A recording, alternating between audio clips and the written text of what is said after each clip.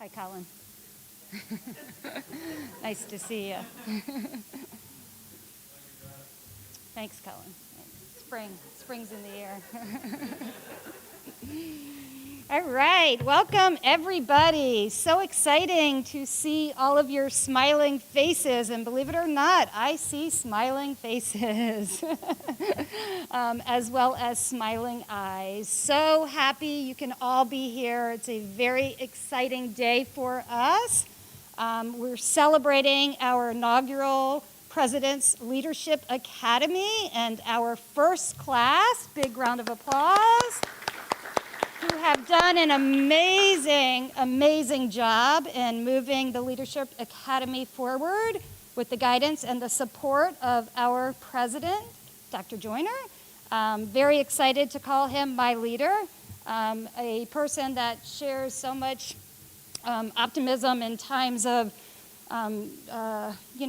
difficulties that we've all endured, and he's always has a smile on his face and has what I call an unshakable optimism in his ability to lead, a true servant leader in my heart.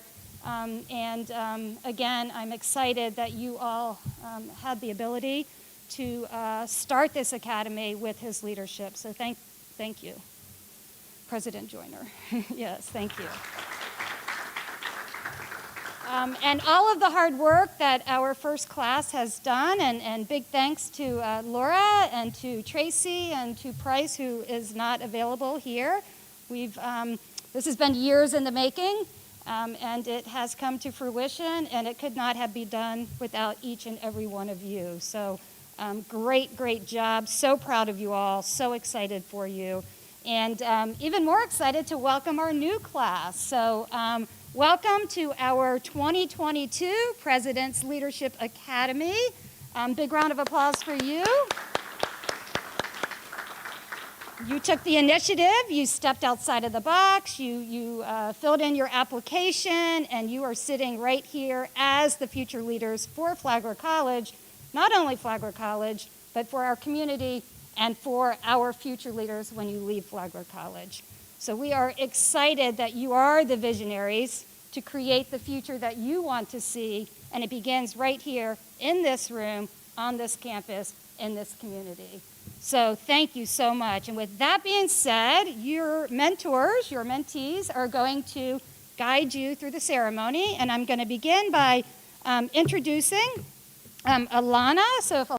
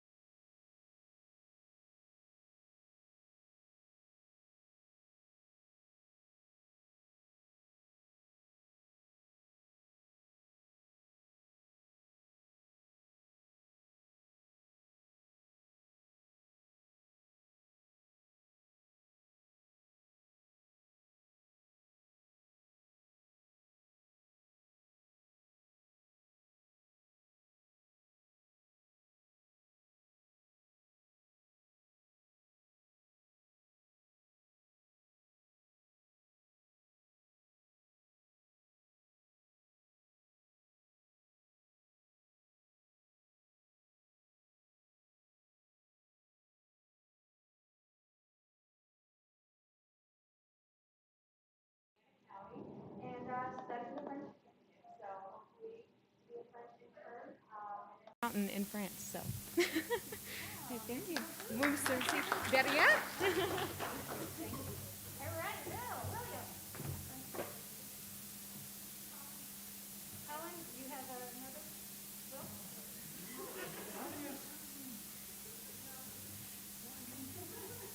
You're Will, right? Yeah, Will. Nice to meet you, Will. I can show you the email that says it's Oldie Susan. Okay, well, Will, welcome. I'm your mentor. His name is Will Horn, I believe. Freshman, major. Business. Welcome to class PLA of 2024. You can go ahead and... Thanks, Colin. I, as well, was not informed I'd be speaking, so I'm going to do my best here. My name is Will. I am from South Florida, just outside of Tampa. I am a member of the men's lacrosse team here. We do have a game this Friday night at 7 p.m., so if you have nothing on your schedule, I would love if you all could attend.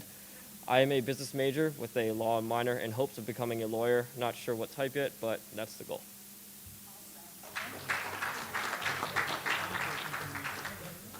Nothing like a leader being put on the spot, right? So we're just testing you all. We're just making sure that.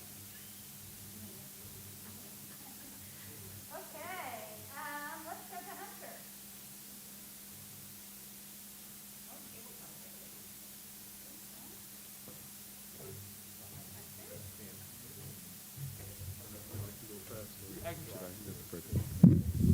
Well, hi, my name is Gabriel. For those who don't know me, for those who do, well, you know me well enough.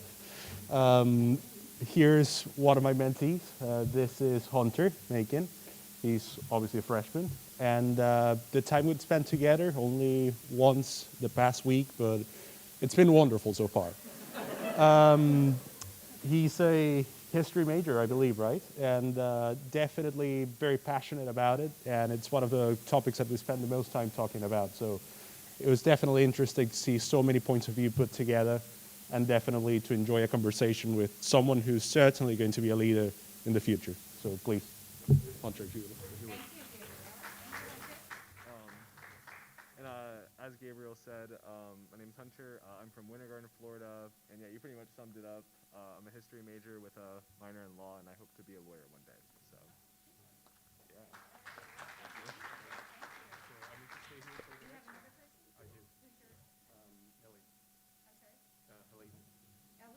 Helena? Oh, Helena. Yes. Okay, Helena. Let's move through, and then I think Miss Ashley walked in. Did you catch your breath? So it's next time talking, right, with my second mentee. This is Helena Rodriguez, and we just met today. We haven't met at all before this, just as Colin with his other mentee, obviously. She's an international studies major, and so far the impression has been awesome as well. Definitely, once you meet someone for the first time and you see the confidence, you see those characteristics, not only of a leader, but of a good person, definitely you know that the ride's going to be good. So props for Helena, and obviously for the rest of the academy. Thank you. Hi, I'm Helena Rodriguez. As Gabriel said, I'm an international studies major with a concentration in political science and minors in anthropology and art history. That's a mouthful, I know. I'm a published poet, and in Gabriel's description of what he wanted out of a mentee, he said someone with good communication skills, as I didn't get back to him first thing, and I didn't meet him till today. I'm going to work on that, but that's something that I look forward from learning from you. Thank you for your kind words. I'm really excited to be a part of this program and to actually interact with people. This is nice. Thank you. Thanks, Helena. Thank you. Thank you, Gabriel. All right, let's go back to Anna. Anna Kate? Yeah.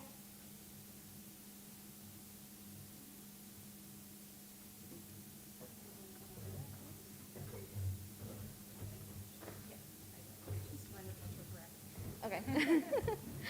Okay, so this is Anna Kate. She has two majors, or she doesn't have them yet, in art history and fine arts. She's from Marietta, Georgia, and she lived in Guatemala for 6 years. So that was pretty cool. She wrote a little bit about that in her application, and I loved reading about that. So I really hope that over our time together, I get to hear more about that and her unique experiences with that. So.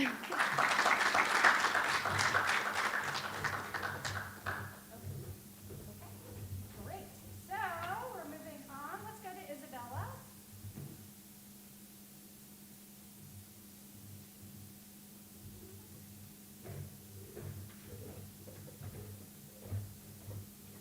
Hello, this is Isabella Rojas. She is originally from La Paz, Bolivia. She is a social entrepreneurship major, and she said one fun fact about her is that she actually wanted to go diving from an airplane over the Maldives, which is pretty awesome. So welcome, Isabella. Thank you. I am Isabella Rojas from Bolivia in South America. I'm also studying business administration, and I am really excited to be part of this academy because I want to be able to also share my point of view from coming from a third world country and also looking at yours that come from many parts of the world. Thank you.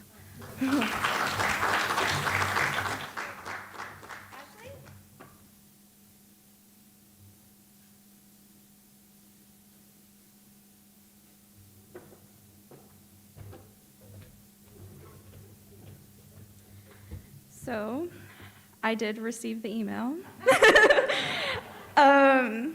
I have just met Ashley today. So this is Ashley Chapman. She's from Jacksonville, Florida. She's majoring in digital media production and minoring in media studies. And for her fun fact, she said that she likes to go roller skating. I am very excited to welcome her to the class of 2024.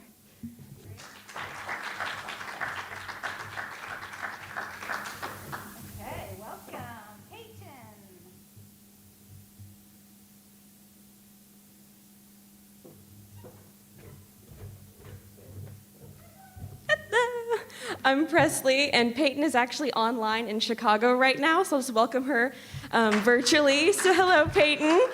So Peyton Ann Walsh is from Cary, Illinois. She's a graphic design major, and a fun fact about her, which I think is really, really cool, she has been to a Disney property, or the happiest places on earth, 30 times. Over 30. So Disney World, Disneyland, and cruises. So she actually wants to be an animator for Disney, so I really enjoy learning from her, and I think it'll be a great creative aspect that she's bringing to the program. So we're so welcome, we're so happy you're here, and welcome to the program. Peyton, can't wait to meet you in the fall. All right, and Lindsay.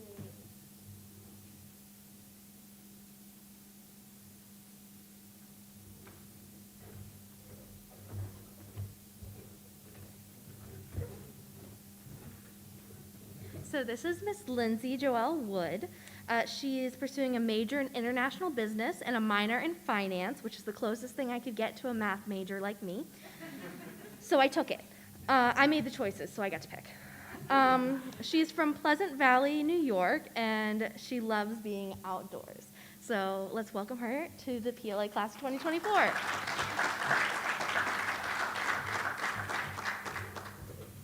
Hi everyone, I am incredibly excited to be a part of a group of such well-versed, inspirational individuals, and I can't wait to see what we make happen this year. So, thank you. Okay, well, welcome everybody, and what a great way to end the introductions, Lindsay, and we can't wait to see what we have coming for our upcoming year. And with that being said, I'd just like to thank Andrew and Zach here for helping out, and I'd also like to thank Dr. Wolfel and Dr. Miles for being present and supporting our future leaders. And I would now like to introduce to you our president of Flagler College, Dr. Joseph Joyner.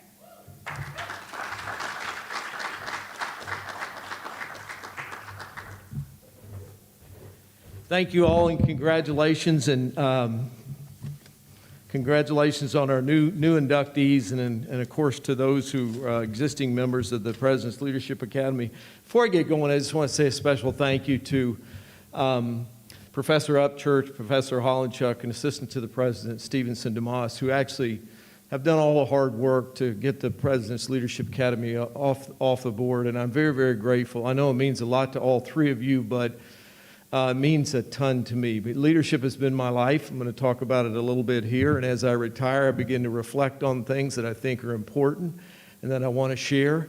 And you very likely are going to have to get the hook on me today because I really can get excited. But I do want to commend the inaugural class for keeping the President's Leadership Academy going during the pandemic. Everything has been different and more difficult, but yet you've kept it going, and I appreciate you so much. And I appreciate how you've aligned this program with our core values. I think that's just so critical and important as we move forward, and I appreciate what you're doing.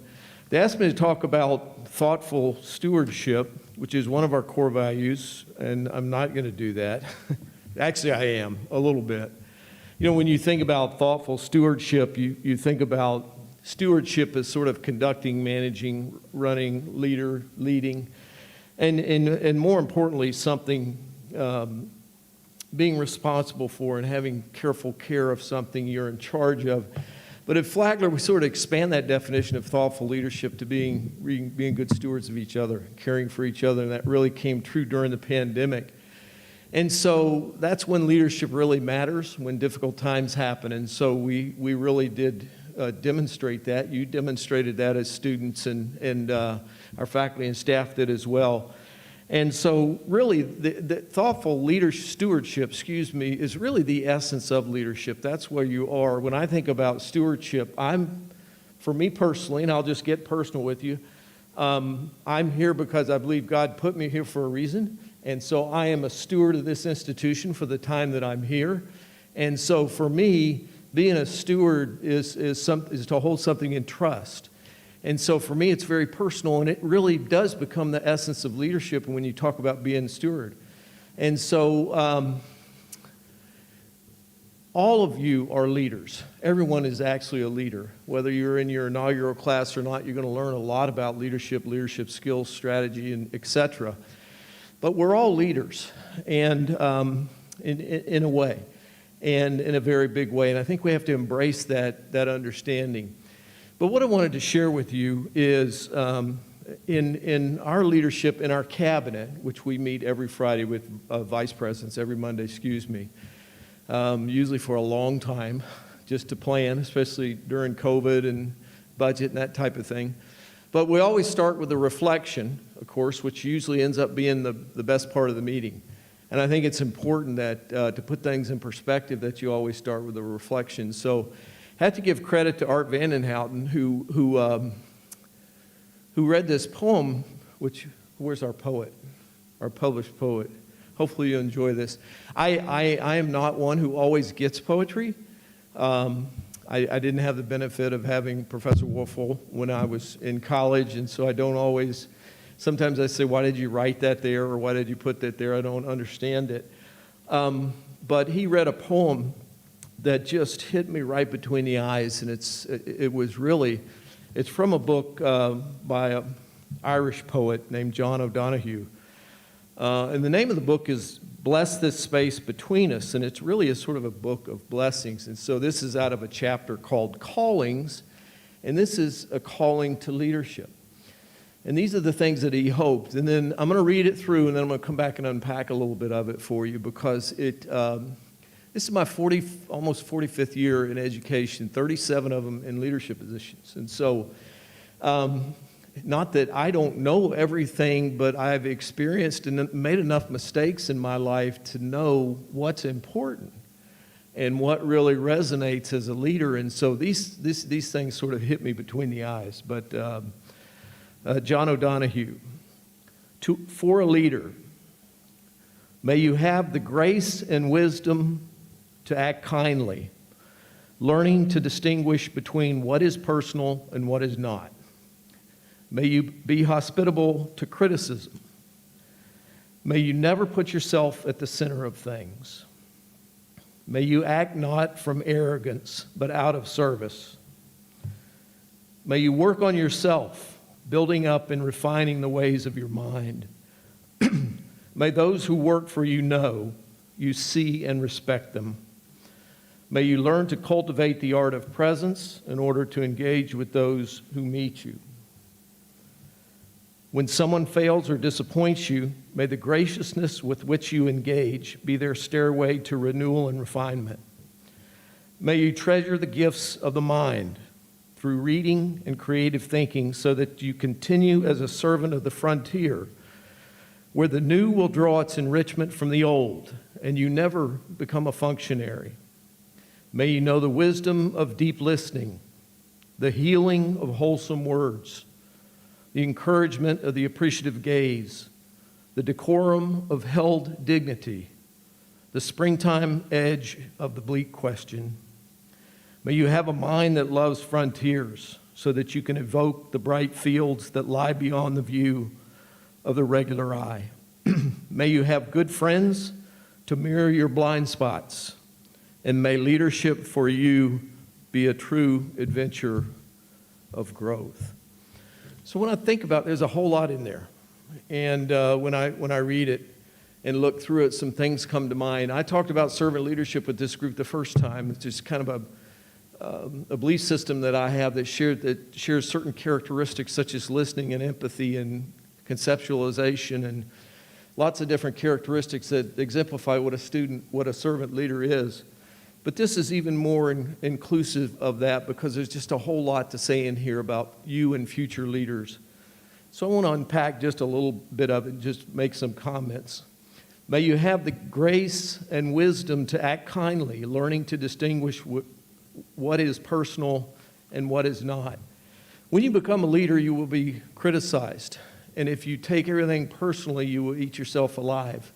And you have to realize and you have to be able to, and part of that is just maturity. But you can't take everything personally, especially in my field. When you're dealing with education, when you're talking with parents or dealing with others. And so you have to distinguish between what's personal and what is not. And the next line is very similar. May you be hospitable to criticism. And so the way you handle being criticized is key as a leader. So if you become defensive automatically, every time you get criticized, the most important thing that a leader can have, the most important skill, is humility. It certainly is the most important skill. And so if you become defensive and your failure to accept criticism, you have to look at criticism as, in fact, a blessing of humility for you. Think about that. That's hard. It's hard to do, though. When someone's criticizing you personally or criticizing something you've done. But you have to be hospitable to criticism. May you never put yourself at the center of things. And that's just basic, a basic understanding. If everything is about you, number one, it's a guaranteed way to make yourself unhappy always. But I can tell you, if you put yourself at the center of things, you're going to make the people around you extremely unhappy. And if you want to look at this from a Machiavellian sort of point of view, from a practical stance as a leader, people who don't want to be around you are not going to do things for you. They're not going to help you. You're not going to be able to inspire them in a vision. So if you put yourself, if everything is about you and not about those around you, then you become arrogant. And speaking of which, may you act not from arrogance, but out of service. And there it is, the word service again, servant leadership. So don't confuse confidence, which is being confident in yourself, with arrogance, which is thinking a little bit too much about yourself, with narcissism, which is very, very different. They're all three very different things. You should have internal confidence. When you try to explain that confidence that you have and how great you are to others, you become arrogant, right? And then, of course, when we just had a poster study downstairs on the narcissistic personality disorder, and so I read all the characteristics, and people are coming to my mind, and just popping in my head. I know that guy, where everything's about you, and you lack empathy, et cetera, et cetera. And so they're three very different things. You should be internally confident in yourself, but not arrogant, and always have a servant's heart. May you work on yourself, building up and refining the ways of your mind. So lifelong learning. So no matter how old you get, and I'll turn 66 next month, and I can tell you that it continues to be a process where if I don't renew my learning, that's why they always say, you know, professional development, staff development, continued quality learning in your core belief in what your field is, whatever your field is absolutely critical. You always have to continue to learn more and more and more. And here's another one, that may those who work for you know you see them and respect them. Think about that. Those of you that live in residence halls, do you see the housekeeper? When you go in the dining hall, do you see the people who serve you? See, it's not just people, when you think of people work for you, it's not just people that work for you in that sort of term, and you will have people work for you at some point in time. It may be early on, it may be later, but there are people who work for you at your age. Do you see them? Do you know them? That's very, very important. May you learn to cultivate the art of presence in order to engage with those who meet you. So, have you ever been talking to someone who's reading their iPhone while you're talking to them?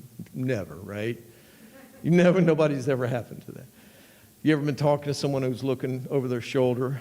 I read a book called Mike, I think his name is Mike McLeod, or Mike McCook.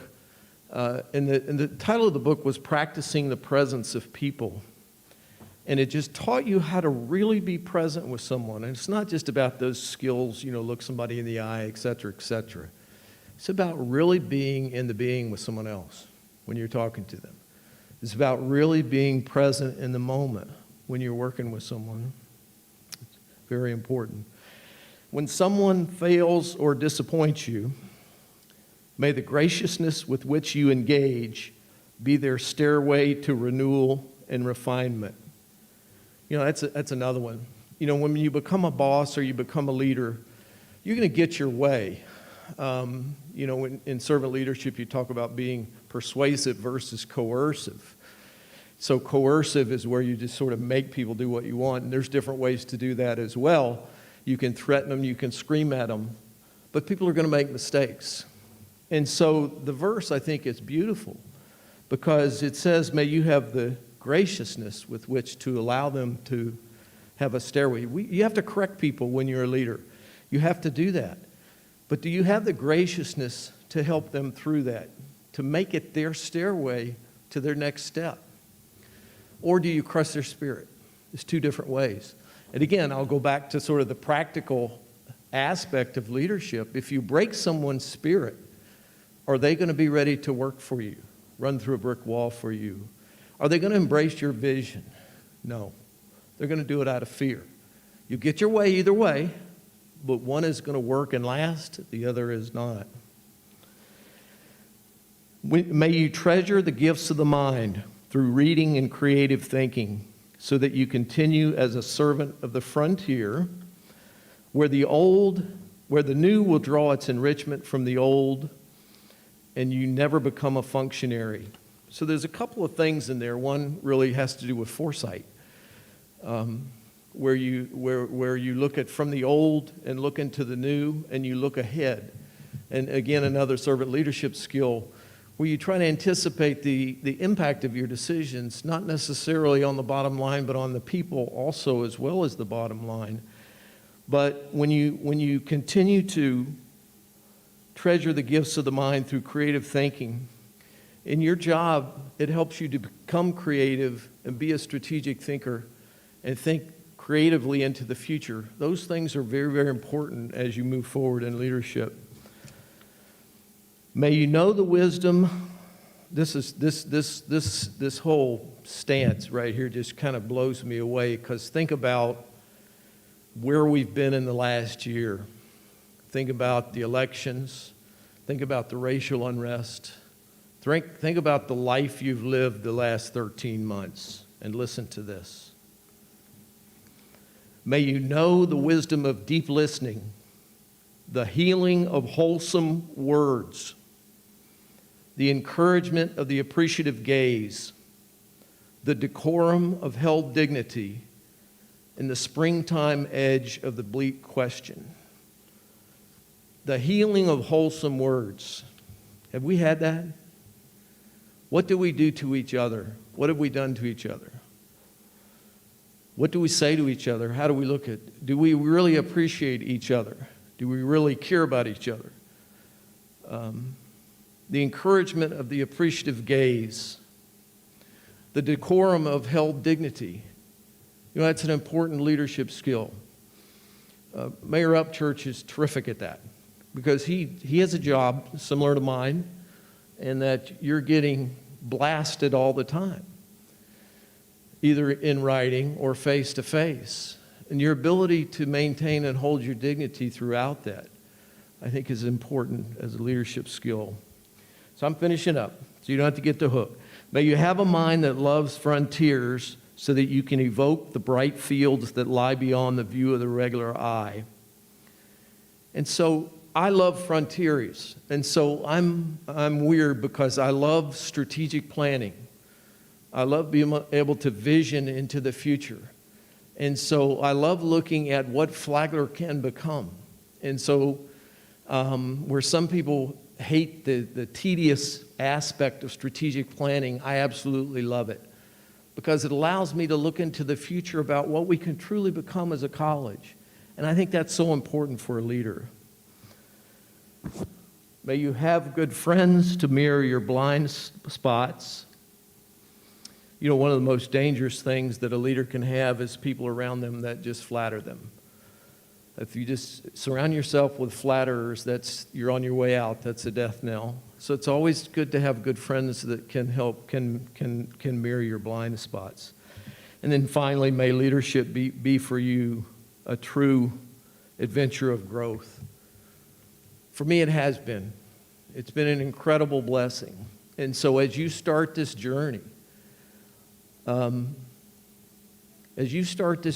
want you to realize that it is something that to hold in trust, to be a thoughtful steward of the opportunities for leadership that you're going to have, and stick with this throughout it, because I can tell you, I don't regret a day of what I've done in leadership. And I've studied it, and it's been my life, it's been my scholarship, and it's been my work. And I can tell you the opportunity that you have to impact the world in a better way. There's nothing else like it. So may it be for you a wonderful journey. Congratulations again, and thank you for the opportunity to speak.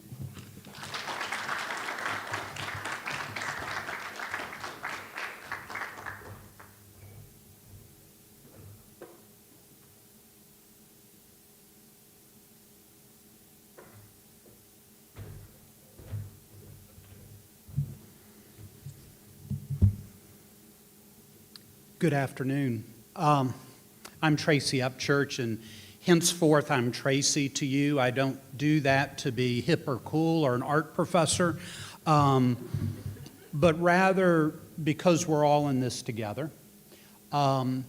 We are creating something, and everything we're doing for the first time. We've never had 2 classes before. We've never given awards before. And so it's exciting, and you're a part of that, and you're welcome, and you will bring energy and enthusiasm and a vision and hard work, and we're so grateful for you. I want to say to Dr. Joyner, this has been an idea that has incubated, I think, even before Dr. Joyner was here. And when we presented it to him as a new president, as our new leader, the only things he could say were positive, affirming, and encouraging. And your wholehearted support, your wholehearted excitement about the work we're doing has really helped me tremendously when things felt heavy, when things felt tiresome, when things were confused. Your support and encouragement has meant everything. And so we are so grateful for your leadership, but particularly for your leadership and commitment to this program. To Dr. Miles and to Dean Wolfel, Dr. Miles, I've learned she knows infinitely more about student leadership and teaching leadership than I will ever know, and I mean that sincerely. And I've learned so much from her just watching and listening. She is a tremendous supporter of what we're trying to do. And anytime we've asked her for anything, she again has always said yes. Dean Wolfel has maybe the best thing I can say is he's a dear friend. We smoke bourbon.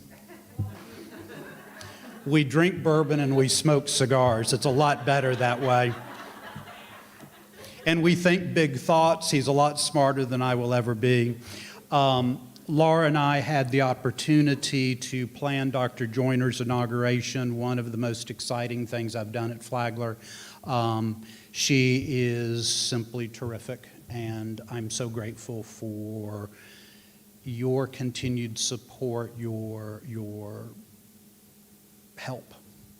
And Paula Hollenchuk, Paula is like a sister. I had a beard for a while and I grew it, and I'm walking across the west lawn and all of a sudden I hear someone go, "Shave it off, shave it off."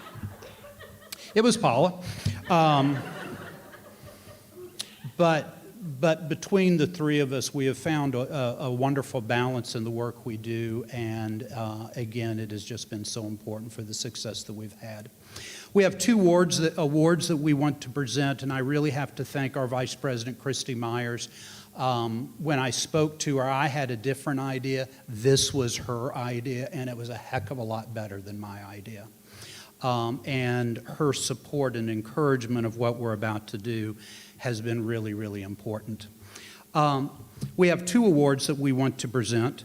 The first is, well, let me ask, Spencer Hooker. Spencer, will you please come forward?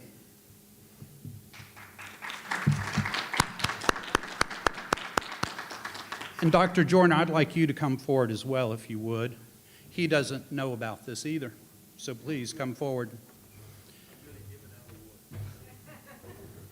So, this is a book by a wonderful, brilliant, important woman named Bree Brown. It's called Dare to Lead. If you follow the news media, particularly about matters of the heart, matters of the spirit, she is consistently quoted by all sorts of folks. And she's playing a really important part, I think, in the life of our country right now. And so this is her new book, Dare to Lead. This book is presented to Spencer Hooker, a member of the President's Leadership Academy at Flagler College, on April 7th, 2021, as the recipient of the inaugural Joseph G. Joyner Award for Excellence.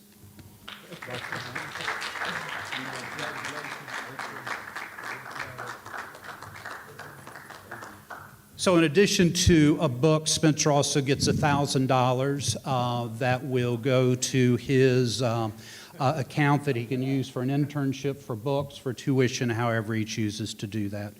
Spencer, we're so proud of the leadership and the engagement you have taken on campus as president of the Student Government Association. He's a sophomore. He has stepped into this role. It was not one that was planned, but he stepped into the breach. He's doing a wonderful job. We're proud of you. We're proud of the reflected glory that you give the Academy. We are here to support you in that work, and we are just so proud of your willingness to be engaged. So thank you very much. Presley Johnson, please come forward.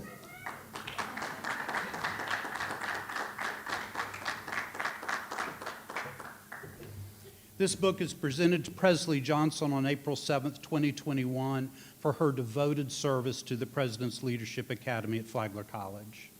Presley stepped forward this semester to lead our recruitment event. She did it beautifully. She's wonderfully organized. She has high energy.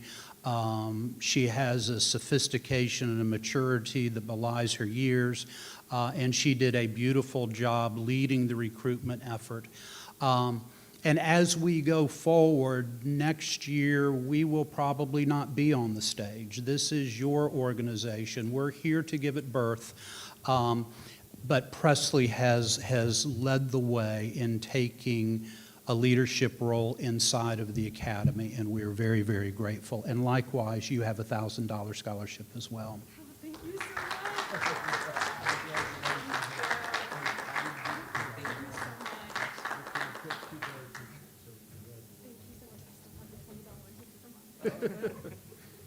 Laura Stevenson.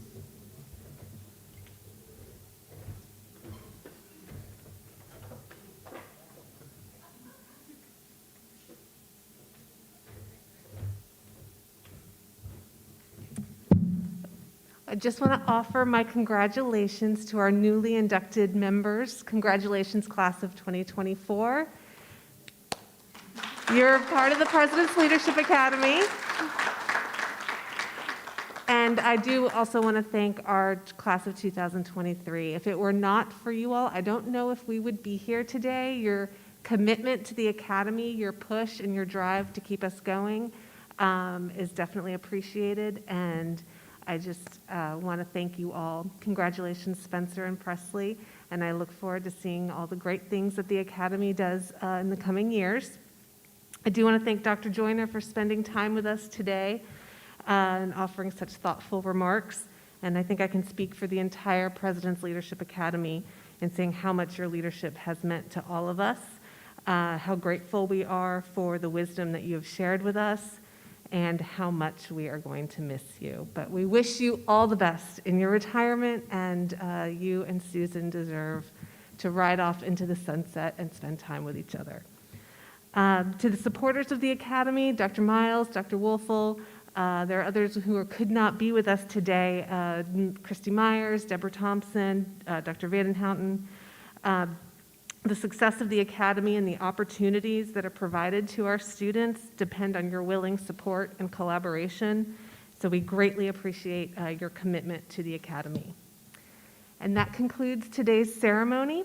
Housekeeping items, there is a grab and go reception items for you in the back to help celebrate. And we are going to get a photo of all of us combined as well as the induction class. And we're going to do that downstairs outside the Student Center on the stairs that lead up into the Student Center. So congratulations, everyone. Happy Honors Day, happy induction ceremony, and good luck on the rest of the semester. Finish strong.